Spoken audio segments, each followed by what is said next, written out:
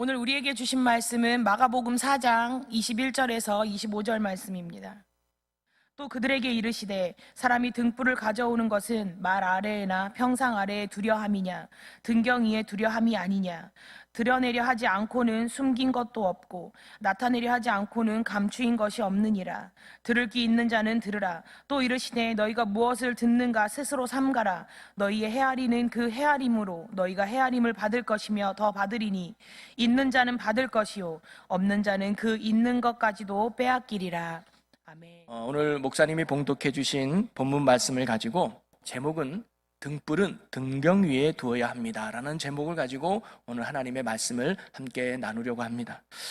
여러분, 옛날에 어느 스승이 제자들을 불러 모아놓고 엽전 한 입을 주면서 이렇게 말했다고 그래요. 자, 이 동전 하나를 너희에게 줄 테니까 이 동전 하나로 온 방을 가득 채울 수 있는 물건을 사오도록 해라 라고 말하는 거예요. 제자들은 아니 어떻게 이 작은 동전 하나로 이 큰 방을 가득 채울 수 있는 물건을 사올 수 있단 말인가 하면서 투덜투덜거리며 수근수근 거려요. 그런데 그때 한 제자가 손을 번쩍 들더니 스승님, 제가 사오도록 하겠습니다 그래요. 그리고는 그 동전 한 입을 들고 시장으로 가서 무엇을 하나 사왔느냐? 양초 하나를 사오는 거예요. 그리고는 그 양초에다가 불을 비펴서 방에다 딱 갖다 두었더니 그 어두웠던 방이 그 양초의 불빛으로 환한 불빛으로 가득 찼다는 이야기입니다. 여러분, 오늘 말씀도 예수님이 비슷한 말씀을 우리에게 해주고 계세요. 여러분, 마가복음 4장은 우리 예수님께서 하나님의 나라는 이런 나라야 라는 것을 가르쳐주면서 4가지 비유를 말씀하셨는데, 지난주에 씨 뿌리는 비유를 말씀하셨다면 오늘은 등불 비유를 하신 말씀이 오늘 우리가 읽은 본문 말씀의 내용입니다. 한 사람이 등불을 가지고 와서 어두운 방을 비추려고 하는 거예요. 그런데 오늘 예수님께서 그 등불을 가지고 온 사람이 그 등불을 말 아래 두거나 평상 아래 두지 않는다라고 말해요. 여러분, 말이라는 것은 뭐냐면 우리가 이렇게 곡물을 셀 때 쓰는 측량 도구죠. 우리 시장에 같은 데 보면 콩을 팔 때 위에다가 이렇게 사각형만한 그릇이 있잖아요. 그런 게 말이에요. 어떻게 보면 작은 바가지와 같은 도구죠. 그런데 이 등불은 언어상 보면 들고 다니는 작은 횃불과 같은 불을 말해요. 오늘날 촛불과 같은 거예요. 그런데 이 촛불을 가지고 와서 말 아래 두는 사람은 없다는 거예요. 이게 촛불 갖다 놓고 말을 덮는 사람은 없죠. 그러면 당장 불이 꺼져버리고 방의 어두움이 밝히지 못하니까. 또 평상 아래 두는 사람이 없다는 거예요. 평상은 뭐냐면 사람이 좀 쉴 수 있는 침대라든가 긴 의자를 평상이라고 말해요. 이 평상 아래 두지도 않아요. 왜? 거기에 되면 평상 때문에 빛이 가려지기 때문에 어두운 방을 환히 비치지 못한다는 거죠. 그러면 이 등불은 어디에 두어야 된다는 거예요? 보니까 등경 위에 두어야 된다는 거예요. 등경은 뭐냐면 초를 꽂을 수 있는 촛대를 말하는 거예요. 거기 높은 곳에 꽂아놔야 어두웠던 방을 환히 비칠 수 있다라는 게 예수님이 비유의 말씀의 내용이에요. 자, 그러면서 예수님께서 이 비유의 핵심이 뭐냐면 바로 등불을 가지고 방안을 환히 비추기 위해서는 등경 위에 두어야 한다는 것이 바로 예수님의 말씀의 핵심이었습니다. 그렇다면 예수님께서 이 비유를 하신 의미와 목적은 무엇이었을까요? 우리에게 무엇을 가르쳐 주시려고 예수님이 등불 비유를 말씀하셨을까요? 예수님의 오늘 말씀은 바로 이전에 말씀하셨던 씨 뿌리는 비유의 말씀과 연결해서 말씀하셨다는 것을 알 수가 있습니다. 오늘 우리가 읽은 21절에 보면 또 그들에게 이르시되라는 말로 시작해요. 여기서 그들은 누구냐면 예수님이 4장 1절에 보면 해변가에 많은 무리들이 와서 배에 올라가서 많은 무리들에게 말씀을 가르쳤다 그랬잖아요. 그때 첫 번째로 하신 비유의 말씀이 씨 뿌리는 비유의 말씀을 하셨어요. 그런데 그들에게는 그 의미를 알려주지 않고 예수님이 그냥 돌아와요. 근데 예수님이 홀로 계실 때 제자들이 예수님을 찾아와요. 그래서 뭐라고 물어보냐면 예수님, 오늘 무리들에게 하신 씨 뿌리의 비유의 말씀이 무슨 의미입니까? 우리에게 좀 가르쳐 주세요 라고 말씀에 대한 의미와 깊이를 알려고 했던 사람들이 바로 제자들인데, 오늘 그들은 바로 그들을 말하는 거예요. 말씀을 더 깊게 깨닫고 말씀을 더 듣고자 하는 사모함이 있는 제자들이었죠. 그들에게 예수님께서 두 번째 비유로 말씀하신 거예요. 씨 뿌리는 비유의 말씀과 연결해서 또 다른 내용을 가르치고자 오늘 말씀이 뭐예요? 또라는 말로 시작하는 거예요. 또 그들에게 등불의 비유를 말씀했던 것이죠. 기본적인 내용 구조에 있어서는 씨 뿌리는 비유의 말씀과 내용이 비슷합니다. 여러분, 농부가 씨를 뿌리는 이유가 뭐죠? 열매를 거두기 위해서죠. 그러면 그 열매를 많이 거두기 위해서 어떻게 된다는 거예요? 좋은 땅에 씨가 뿌려져야 한다는 거에 씨 뿌리는 비유의 내용이에요. 자, 오늘도 사람이 등불을 켜는 이유가 뭐예요? 어두운 방을 밝히기 위해서죠. 그러면 어두운 방을 환하게 밝히기 위해서는 등불을 어디에 두어야 한다는 거예요? 등경 위에 두어야 한다는 겁니다. 이처럼 기본적인 이야기의 틀은 같아요. 그러나 차이가 있습니다. 어떻게 보면 등불 비유는 씨 뿌리는 비유의 확장판이라고 말할 수 있을 것 같아요. 자, 먼저 우리가 지난주에 잠깐 나눠봤던 씨 뿌리는 비유의 말씀을 한번 복습해 보면, 여러분, 지난주 씨 뿌리는 비유에서 중요한 세 가지 단어를 찾아볼 수 있어요. 첫째는 씨, 두 번째는 밭, 세 번째는 열매라는 거죠. 똑같은 씨가 뿌려졌지만 어떤 밭에나 따라서 열매가 맺고 안 맺고의 차이가 있다는 거죠. 그러면서 예수님은 이 비유의 설명을 제자들에게 가르쳐 주기를, 씨는 무엇을 의미한다 그랬어요? 말씀을 상징한다 그랬어요. 그러면 밭은 뭘 상징할까요? 말씀을 받아들이는 성도의 마음을 말한다 그랬어요. 그러면 열매는 뭘까요? 그것이 바로 하나님의 나라 축복임을 예수님이 가르쳐 주신 것이죠. 바로 똑같은 말씀이 주어져도 이 말씀을 대하는, 받아들이는 성도의 마음과 자세에 따라서 하나님의 나라가 이루어지고 하나님의 축복의 열매가 맺어진다고 하는 말씀이었습니다. 그런데 예수님께서 씨가 말씀이라고 하셨는데 여기에는 더 본질적인 의미가 담겨져 있습니다. 그게 뭐냐면 바로 말씀은 곧 예수 그리스도를 의미하기 때문입니다. 성경에도 말씀이 곧 예수님임을 가르쳐줘요. 요한복음 1장 1절에 보니까 태초에 말씀이 계시니라, 이 말씀이 하나님과 함께 계셨으니 이 말씀은 곧 하나님이시니라. 그러면서 요한복음 1장 14절에 보니까 말씀이 육신이 되어 우리 가운데 거하심에 우리가 그의 영광을 보니 아버지의 독생자의 영광이요 은혜와 진리가 충만하더라. 바로 말씀이 육신이 되었대요. 그 육신으로 오신 분이 누구예요? 하나님이신 예수님을 말하는 거예요. 바로 예수님께서 지난주에 말씀드렸던 씨 뿌리는 비유에서 이 씨는 말씀을 의미하는 것이고 그 말씀이 곧 복음으로 이 땅에 오신 예수님을 말씀하시는 거예요. 그러기에 씨가 뿌려졌다는 말은 뭐예요? 복음이 선포됐다는 거예요. 그러면서 씨가 심기였다는 것은 뭐예요? 그 성도가 예수님을 뭐예요? 영접했다는 거예요. 예수님을 받아들였다는 거예요. 뭐로? 나의 구주로, 나의 주로 영접했다는 것이 씨가 그 땅에 심어졌다는 의미입니다. 그런데 길가와 같은 마음은 뭐예요? 예수님을 구주로 영접하지 않는 거예요. 교회는 나와요. 예배도 드려요. 말씀도 들어요. 그런데 예수를 나의 구원자로 영접하지 않는 성도가 길가와 같은 성도라는 거예요. 그런데 예수님을 기쁨으로 주님으로 영접했어요. 예수님을 믿어요. 그런데 예수님 때문에 조금만 어려움이 오고 핍박이 오고 환난이 오고 불편하면 예수님이 나의 주됨을 포기하는 성도가 돌바 같은 성도라는 거죠. 그 다음에 또 예수님을 나의 주로 잘 모시고 영접했어요. 그런데 살다 보니까 세상의 유혹이 오는 거예요. 재물의 유혹이 오고 명예의 유혹이 오는 거예요. 그때 예수의 주됨을 포기하고 세상을 주로 삼는 사람이 가시덤불과 같은 성도라고 말하는 겁니다. 이런 자들에게는 하나님의 나라가 이루어지지 않고 하나님의 축복을 맛볼 수 없다는 거죠. 그러면서 좋은 땅과 같은 성도는 어떤 땅이에요? 바로 예수 그리스도를 나의 주로 온전히 영접하고 그분을 나의 주로 모셨다면 어떤 핍박과 고난과 환난이 와도 예수가 나의 주됨을 잃어버리지 않는 거예요. 어디거나 어떤 환난이 와도 나 예수님 놓치지 않아, 이 믿음으로 사는 성도가 좋은 땅이라. 그리고 어떤 세상의 것들이 자신을 유혹해 온다 할지라도 예수의 주됨을 잃지 않고 끝까지 예수님을 따르고 붙드는 성도가 바로 좋은 땅과 같은 성도요. 이런 성도에게 하나님의 나라가 임하며 30배, 60배, 100배의 하나님의 복과 은혜가 넘친다는 것이 예수님의 지난주 말씀이었습니다.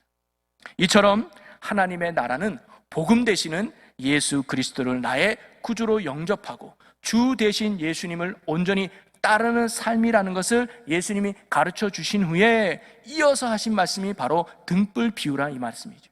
어떻게 보면 씨 뿌리는 비유의 핵심은 말씀을 지키는 자다라는 것이 핵심이라면 오늘 등불 비유는 그러면 어떻게 하는 것이 구체적으로 우리가 말씀을 지키는 삶이 되는가라는 핵심이 바로 등불 비유의 핵심이라고 생각들어요.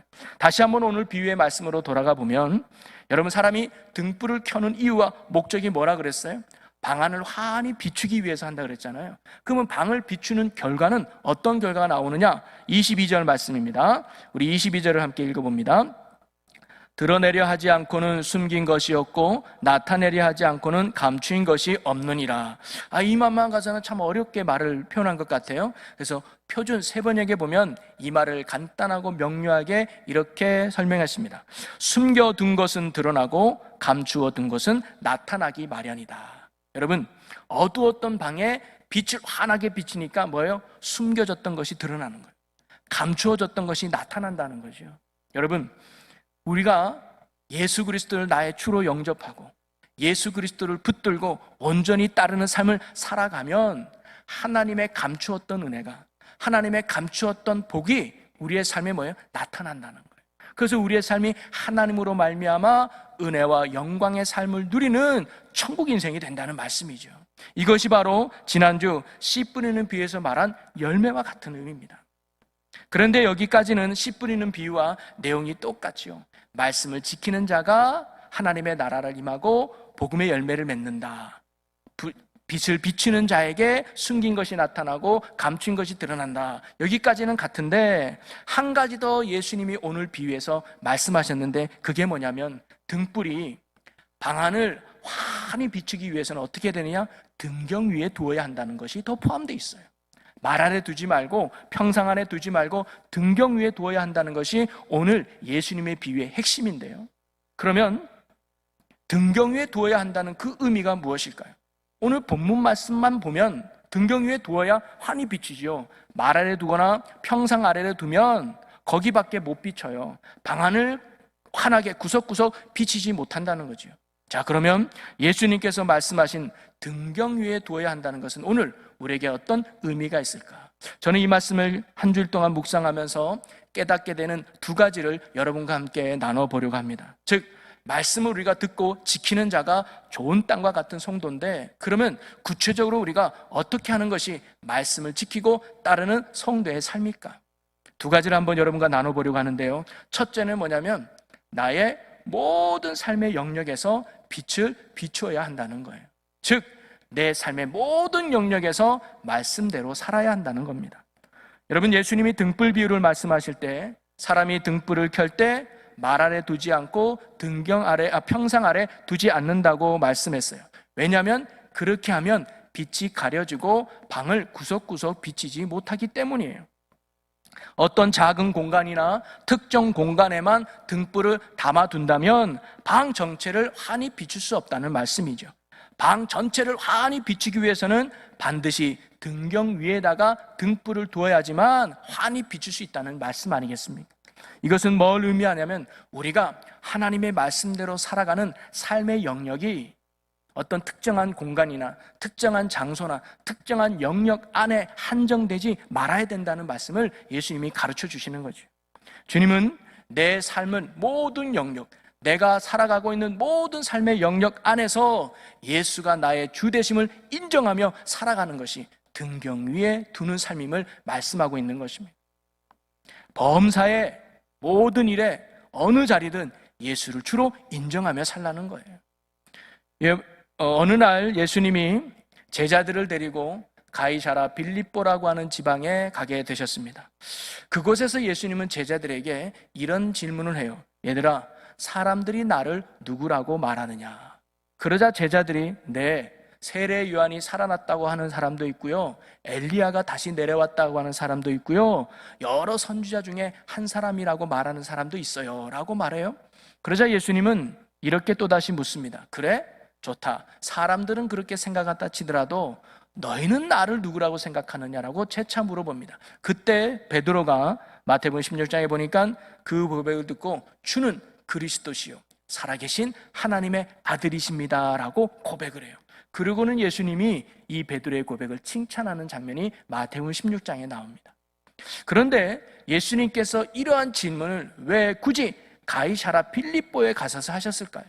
예루살렘 성전에서 또는 모세와 엘리야를 만났던 변화산 위에서 예수님이 물어봤다면 더욱 분위기 있고 더욱 의미가 있었을 것 같은데 왜 하필이면 가이사라 빌립보라고 하는 그 지방에 가서 예수님이 이런 질문을 하셨을까요? 그 지방이 어떤 지방인지를 알면 예수님의 의도를 우리가 알 수 있습니다. 여러분, 가이사라 빌립보라고 하는 지역은 이스라엘의 북쪽, 가장 북쪽에 있는 그런 지역이에요. 그리고 가이사라고 하는 말은 그 당시 로마 황제 이름이 가이사르였고, 빌립이라는 말은 그 당시 유다의 총독 헤롯 빌립의 이름이 필립이었습니다. 즉, 그 이름에서 알 수 있듯이 왕의 호칭을 빌려서 그 도시의 이름을 지었다는 것을 우리가 알 수 있죠. 그런데 왕의 이름을 아무 도시에나 붙여줍니까? 아니에요. 그만큼 가이사라 빌립보라고 하는 그 지역이 그 당시 뭐예요? 유명하고 잘 나가는 도시였다는 것을 반증해주고 있습니다. 경제적으로, 문화적으로, 교육적으로 아주 높은, 수준 높은 도시가 바로 가이사라 빌립보였어요. 왜냐하면 그게 약간의 국경지대에 있기 때문에 많은 사람들의 무역이 오고 가는 아주 경제 도시였던 거죠. 또 하나의 특징은 뭐냐면 그 지역에는 신전들이 굉장히 많았습니다. 즉 우상이 많은 도시가 가이사라 빌립보예요. 골짜기마다 산턱마다 신전을 지어놓고 우상을 숭배하는 도시가 바로 가이사라 빌립보였습니다. 그것도 그럴 것이, 사람들이 무역을 하려면 배를 타고 와야 될 거 아니에요? 많은 길을 걸어가야 될 거 아니에요? 오고 가야 돼요. 그러니까 신의 도움을 구해야죠. 바다의 신, 육지의 신, 산의 신, 이런 신들을 그때그때마다 만들어 놓고, 신이여 우리가 먼 길을 떠나야 되는데 도와주세요. 신이여 우리가 이런 물건을 팔아야 되는데 도와주세요. 내가 믿고 싶고 내가 도움을 받고 싶은 신들을 만들어 놓고, 그래서 의지했던 그런 우상의 도시가 바로 가이사라 빌립보였습니다. 바로 자기들만의 우상을 만들어 놓고 자신의 이익을 위해 살아가는 도시가 바로 가이사라 빌립보, 지극히 세속적인 도시가 바로 거기였습니다. 그런데 예수님은 그곳에서 제자들에게 물어본 거예요. 너희는 나를 누구라고 하느냐? 이 말의 의미는 뭐냐면, 너희들은 지금 주위를 돌아봐라. 사람들은 돈이 신이 되고 물질이 신이 되고 명예와 사람이 신이 되는 이 도시 속에서 너희들은 나를 어떻게 생각하느냐라고 묻는 거죠. 너희에게 있어서 진정한 구원자, 진정으로 의지할 자는 누구냐라고 예수님이 제자들에게 물어본 겁니다. 그때 베드로가 말하는 거죠. 예수만이 나의 주가 되십니다. 세상 사람들은 돈을 주인 삼고 우상을 주인 삼고 세상을 주인 삼고 따라갈지 모르지만, 예수님, 저는 오늘 이 자리에도 예수를 주로 삼습니다. 예수를 생명으로 삼습니다. 그래서 나는 오늘도 예수만을 섬기고 따르겠습니다라는 신앙의 고백을 베드로가 한 것이고, 예수님은 그의 고백을 기쁘게 여기셨던 것이죠. 바로 어느 자리에 있든지 어느 환경에 있든지 예수를 주로 인정하는 신앙의 고백을 우리 주님이 원하셨던 것입니다. 여러분, 제가 예전에 저희 교회 집사님이 근무하는 직장에 신방을 갈 일이 있었습니다. 그래서 차를 몰고 그 직장에 갔는데, 그분이 나름대로 교회에서도 신실하고 인정받는 분이었어요. 예배도 잘 나오고 교회 일이 있으면 열심히 또 봉사해주고, 그래서 많은 사람들에게 어느 정도 인정받는 아주 믿음이 좋은 신실한 분이셨어요. 그래서 회사에 방문해서 이제 경비실 같은 곳에 가서 어떻게 오셨습니까? 해서 아무개 씨를 좀 만나러 뵈러 왔습니다. 어디서 오셨는데요? 그러길래 저희는 충주제일교회에서 왔습니다. 아무개 씨가 저희 교회 집사님이에요 라고 말해서 저는 자랑하고 싶었습니다, 그분을. 왜냐하면 교회에서도 나름대로 인정받고 교회에서도 선한 영향을 끼치는 분이었기 때문에 직장에서도 많은 사람들에게 그래도 인정받는, 그랬군요, 어쩐지 달랐어요, 교회 다닌 분이었군요 라는 이런 소리를 들을까 봐 자랑하고 싶어서 그분이 저희 교회 집사님이다 라고 이야기를 했던 거거든요. 그런데 그분이 제 말을 듣더니 잠시 머뭇거리더니 저를 보면서 이렇게 말해요. 아무개가 교회 다닌다고요? 의외인데? 나 그 사람이 교회 다니는지 몰랐네 하면서 고개를 갸우뚱거리는 거예요. 못 믿겠다는 표정으로 말이죠. 알고 보니까 그분은 거기에서 그렇게 존경받지도 못하고 오히려 사람들한테 미운 털이 박힌 그 분이었다고 그래요. 여러분, 그 집사님은요, 교회에서는 크리스찬이었어요. 교회에서는 집사였어요. 교회에서는 하나님의 자녀였지만 직장에서는 뭐예요? 불신자와 다름없이 살았던 것이죠. 왜 그랬을까요?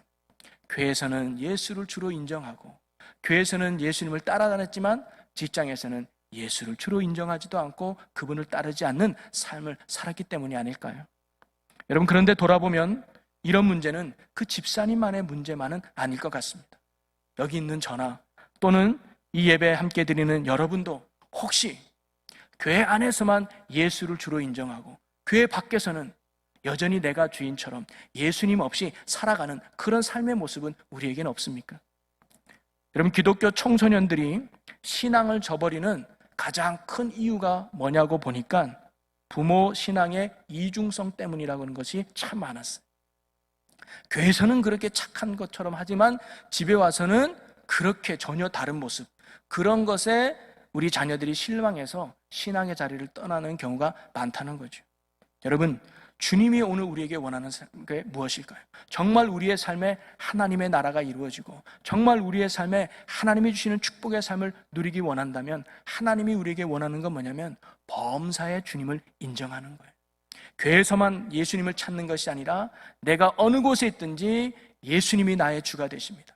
예수님이 나의 생명이 되십니다. 예수님이 나의 구원자가 되십니다라고 당당하게 인정하며 주님을 따르는 삶을 주님이 오늘 우리에게 원하신다는 것이죠. 교회 안에서만, 속회 안에서만, 선교회 안에서만 우리끼리만 예수 찾는 것이 아니라 여러분 가정에서 예수님을 주로 인정하며 따르는 삶을 하나님이 원하신다. 직장 속에서도 예수가 나의 주됨을 인정하고 따르는 삶을 주님이 원하신다는 거예요. 여러분, 우리가 요즘 코로나 때문에 비대면으로 이렇게 영상 예배를 드리고 있습니다. 여러분, 교회에서만 예배가 아니라 지금 부득이한 사정으로 여러분이 지금 있는 그 가정에서 거기서 하나님이 지금 그 예배를 받기 원한다면 거기서 뭐예요? 하나님을 인정해야 된다. 교회에서 드리는 동일한 모습은 아닐 수 있지 모르겠지만 그래도 나름 최선을 다해서 하나님을 예배할 때 가정에서 주님을 인정하는 신앙의 고백이라는 거예요.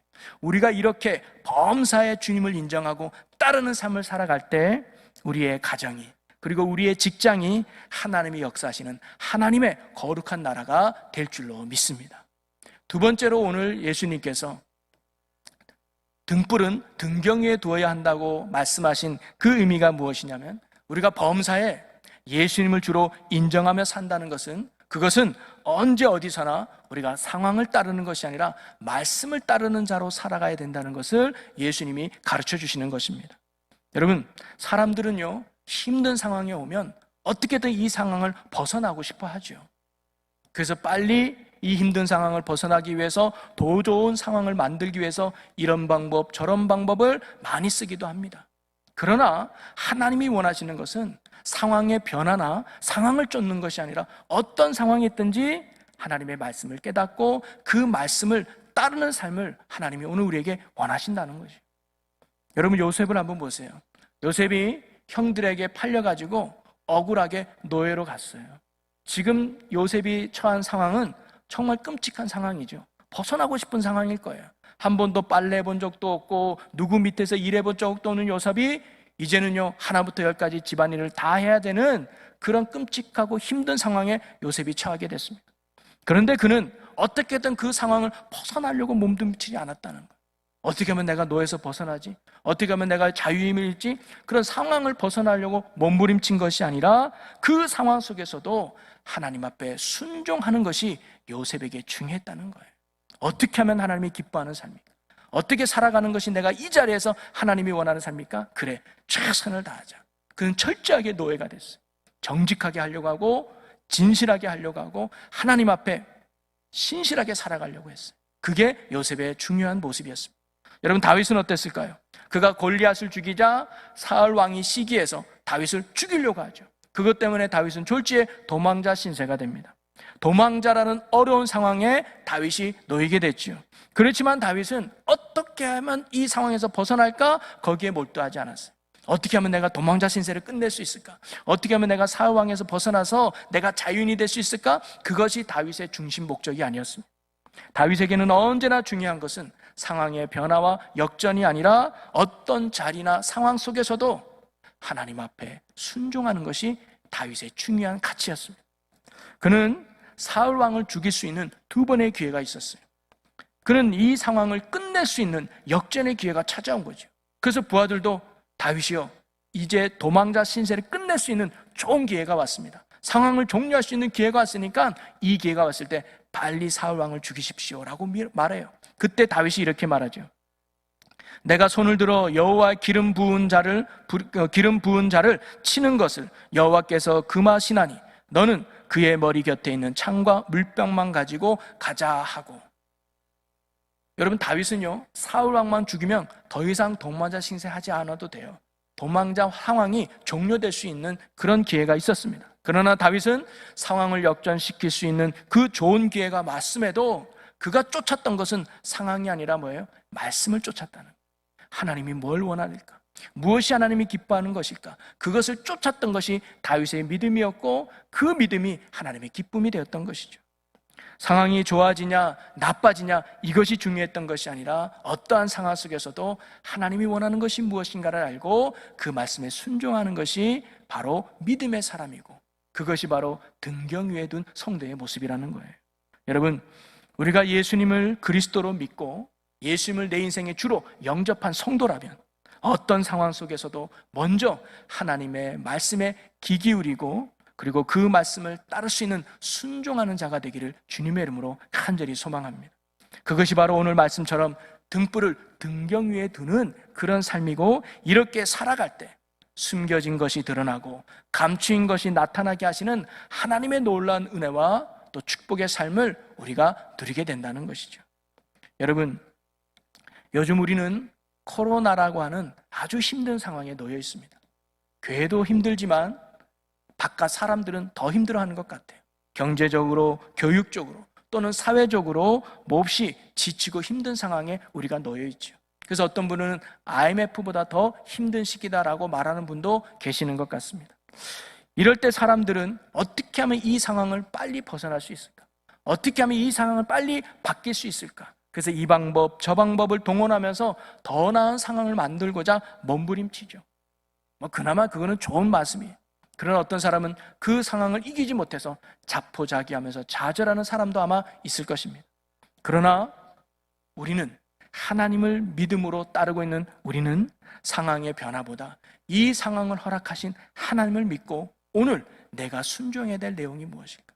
오늘 하나님이 내게 원하는 것이 무엇인가를 알고 그 말씀을 따르는 삶이 먼저 우리에게 필요하다는 것입니다. 우리가 예배를 드리면서 말씀을 듣는 이유가 뭡니까? 여러분이 집에서 성경을 묵상하고 또 매일매일 성경을 읽는 이유가 어디 있습니까? 다른 게 아니에요. 오늘 내가 순종해야 될 하나님의 말씀을 듣기 위함입니다. 그리고 그 말씀에 순종하는 것이 성도의 의무이기 때문입니다. 작은 한 절의 말씀이라 할지라도 내 마음에 와닿는 작은 한 절의 감동이라면 그 말씀을 오늘 붙들고 그 말씀을 따르며 지키며 순종하는 것이 하나님이 오늘 우리에게 원하는 삶의 모습이라는 거예요. 이렇게 살아낼 때 하나님이 상황도 역전시키실 것이며 상황도 변화시켜 주실 줄로 믿습니다. 사랑하는 성도 여러분, 지금 여러분은 어떤 상황에 놓여 있습니까? 두려움의 상황에 놓여 있습니까? 아니면 힘들고 어려운 상황에 놓여 있습니까? 근심과 걱정과 불안한 상황에 놓여 있습니까? 여러분, 어떤 상황에 놓여 있든지 그 자리에서 예수가 나의 주되심을 인정하는 믿음의 삶을 살아가시기를 주님의 이름으로 간절히 축원합니다. 오늘도 주님이 여러분을 꼭 붙들고 있음을 믿으시고 예수님을 바라보고 예수님을 의지하고 예수님을 붙들 수 있는 예수가 나의 주됨을 인정하는 여러분이 되시기를 간절히 소망합니다. 그리고 이 상황으로 인도하신 하나님을 믿으시고 그 자리에서 나에게 주시는 하나님의 말씀에 귀 기울일 수 있는 여러분이 되시기를 바라요. 오늘 내가 순종해야 될 말씀이 뭘까? 오늘 하나님이 내게 원하는 것이 무엇일까? 그것을 깨닫고 작은 말씀이라 할지라도 성령의 능력을 의지하며 그 말씀을 지켜 나아가는 믿음의 성도가 되시기를 주님의 이름으로 간절히 축원합니다. 여러분, 그럴 때 하나님께서 숨겨진 것을 드러내고 감추인 것들을 나타내는 바로 영광과 축복의 인생으로 우리를 인도해 주실 것입니다. 우리 기도하겠습니다. 할렐루야. 사랑과 은혜가 많으신 하나님 아버지, 우리가 힘들고 어려운 상황 속에 있다 할지라도 이 상황 속에서 함께 하시는 주님을 바라보게 하여 주시옵소서. 예수가 나의 주됨을 언제 어디서나 범사 인정하며 살아갈 수 있는 저희들의 믿음이 되게 하여 주시옵소서. 그리고 오늘도 내게 주신 말씀을 붙들고 작은 한 절의 말씀이라도 오늘 내가 순종해야 될 말씀, 오늘 내가 따라야 될 그 말씀을 붙들고 성령의 능력과 도움으로 승리하는 저희 모두가 되게 하여 주시옵소서. 그럴 때 하나님, 우리의 상황을 역전시켜 주시고 우리의 상황을 변화시켜 주셔서 이 땅에 하나님의 나라를 이루어가고 뜻을 이루어가는 믿음의 복된 주의 성도들과 교회가 충주제일교회가 되게 하여 주시옵소서.